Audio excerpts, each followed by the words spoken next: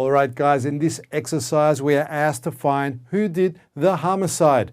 The homicide, well, we need to put together, to catch this guy, an investigation team. And at the moment, we have a pretty big squad here. We have 6 women and 5 men. And we ask to select 4 women and 3 men. So how many possible selections can we organize? Well, the first thing we've got to recognize, it's a combination, because order is not important. It doesn't matter who is picked first, second, third, or fourth in either the women or the men. So order is not important. So when there's a selection where order is not important, we use combinations. And the formula we use is the one across here.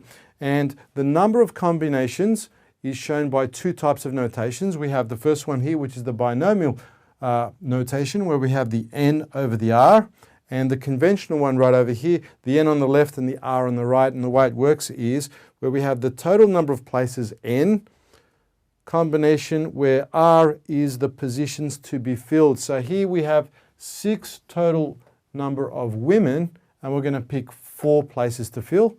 And we have 5 men, and we're going to fill in 3 places from that 5. So n objects taken r at a time equals n factorial all over n minus r factorial times r factorial. Now you can do that directly in your calculator to save a lot of time.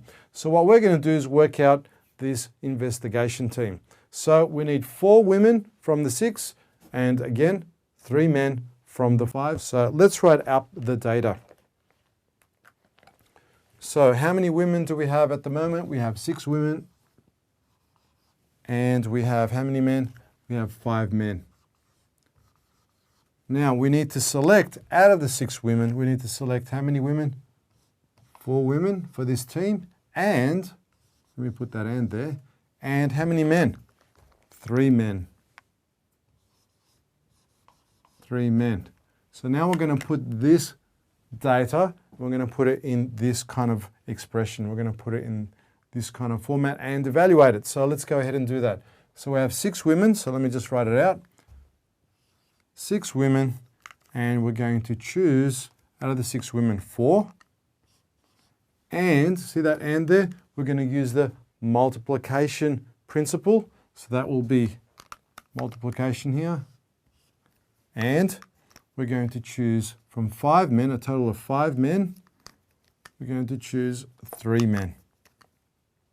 Now remember, order is not important. Before we evaluate this, let's have a look at how this works in terms of not having any concern for order. So if I want to pick 4 women from this 6, 1, 2, 3, 4, 5, 6, we're going to pick 4. So I could pick 1, 2, 3, and 4. Now that's one particular selection, that's one combination.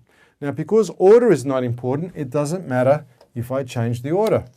So if I move her there and her there, that's different order with the same distinctive, unique people, but that's still one selection. So as far as combinations is concerned, that's one combination. So changing the order does not change the combination. So that's one combination. As soon as I change the individuals in the group, that's a new combination. So if I change her, put her there, change her, put her there, take her out, that's a new combination. So how many combinations can we come up with for the women? There are 4, and for the men, there are 3. So here's one particular combination, like that, or we could replace him right there. That's another combination. How many in total can we come up with? Well, this is how we're going to come up with it. So we got a total of 6 women, we're going to choose 4. A total of 5 men, we're going to choose 3. So you can put this directly in your calculator. So let's work this out. Once you put it in there, 6 choose 4, that's going to give you a value of 15. And multiplication, 5 choose 3, that's going to give you a value of 10. So what we need to do is multiply those 2 numbers, nice and easy. 15 times 10.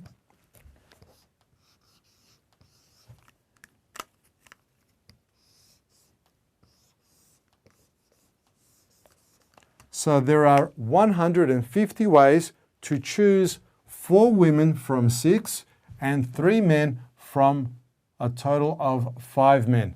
So how many altogether combinations? 150. And remember, order is not important. And there you go.